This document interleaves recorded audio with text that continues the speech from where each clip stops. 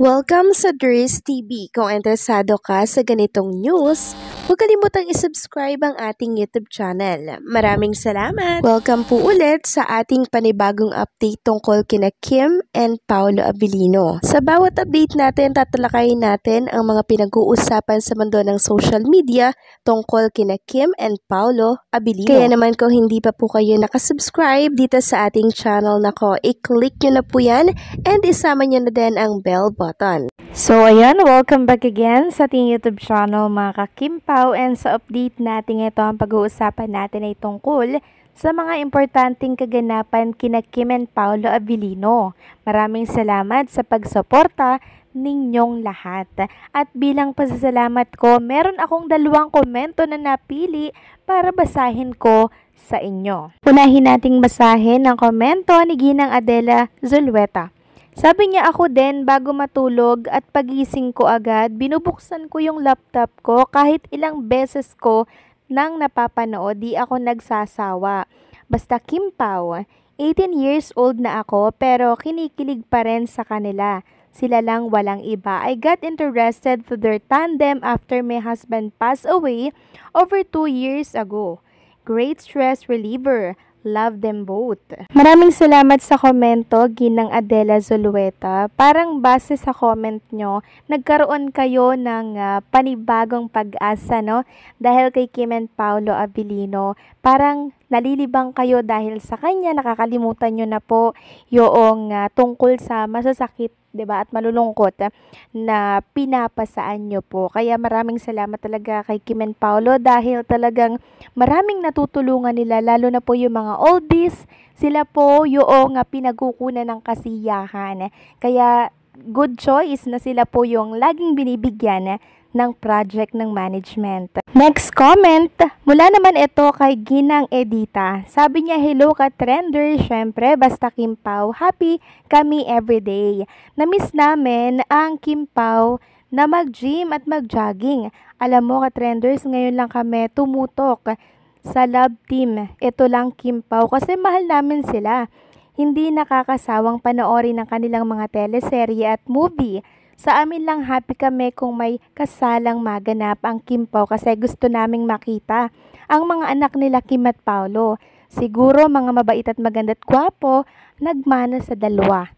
Yan ang hiling namin, pinag-pray namin sila na may magandang future. Sana soon, we love them both.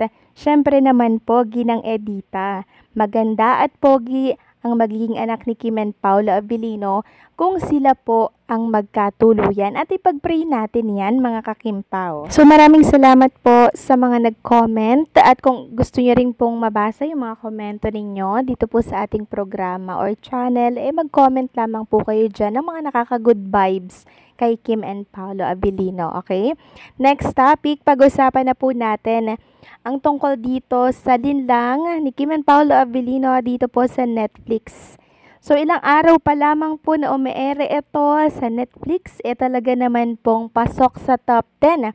Top 3 pa nga po mga ka-Kimpaw itong linlang.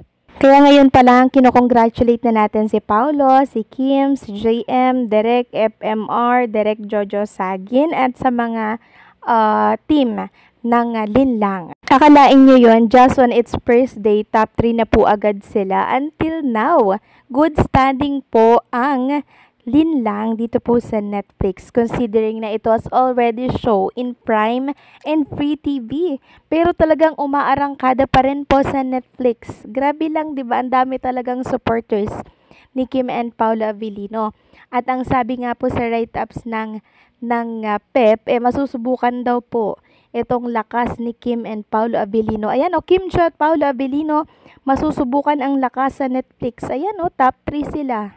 Next topic naman, pag-usapan natin itong Instagram story po ni Chinita Princess. Plenex niya itong bagong style ba to ng bag ng House of Little Bunny. Picnic and Cream mga ka-Kimpaw. Newest collection daw to. So bagay na bagay to sa mga estudyante, 'di ba, mga mommy, mga bagets. Ayan mga Kimpaw, iba naman yung design niya.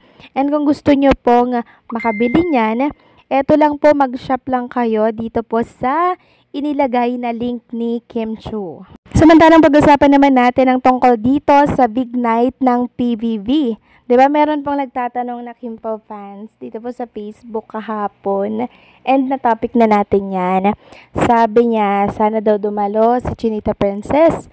Merong mga nagsasabi na ay hindi dadalo si Kim Chiu kasi meron itong taping sa Cebu. Pero ito nga po mga kakimpaw, at nagdilang anghel ang mga Kimpaw Nation natin na ang lakas nilang mag-pray ha.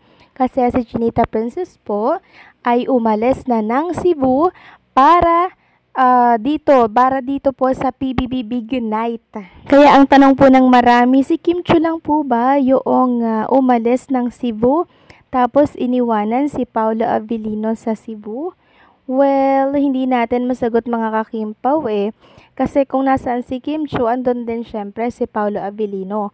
Pwede ring dadalo lang talaga si Kim sa big night, then balik ulit siya kinabukasan or sa mga susunod na araw dito po sa Cebu para ipagpatuloy yung taping nila ni Paolo Abilino para sa The Alibay. Kasi yun po agad yung katanungan ng mga Kimpaw Nation kung tapos na daw ba yung taping dyan sa Cebu, bakit daw paalis na agad or pauwi na agad si Chinita Princess dito sa Manila. So hindi natin sure din kung tapos na po yung taping nila kasi mahaba-haba to mga kakimpaw.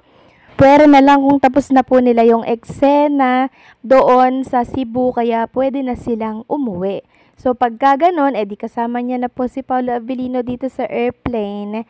Pero possible din na naiwan si Paolo. So vice versa mga kakimpaw, hindi pa kasi natin nakikita si Paolo Abilino ngayong araw po ng Sabado kung kasama ba siya ni Chinita Princess. At alam naman natin na hindi iwanan ni Kim Chiu si Paolo dyan sa Cebu at hindi rin papag-isahin ni Paolo si Chinita Princess sa airplane. Lagi ang you beside me mga kakimpaw. Kaya asahan na natin na kahit wala tayong nakikitang Paolo dito sa mga picture na binabahagi po ni Chinita Princess or mga video, alam natin na andyan lamang siya mga kakimpaw. Alam naman natin na privacy ang iniingatan po dito ni Paolo Abilino at sa fans na nagsasabing naawa daw sila kay Paolo Abilino kasi hindi daw nakikita sa mga picture, family picture ni Chinita Princess.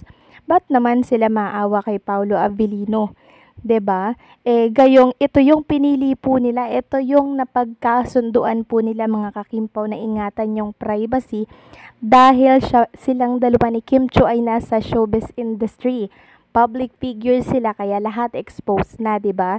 So maanong ibigay na natin sa kanila yung privacy gusto po nilang mangyari, 'di ba? Yun lang naman yung gusto nilang i-private, 'di ba? Pero yung kilos naman nila bulgara na, 'di ba? So anong sa inyo dito mga kakimpaw, please comment down below.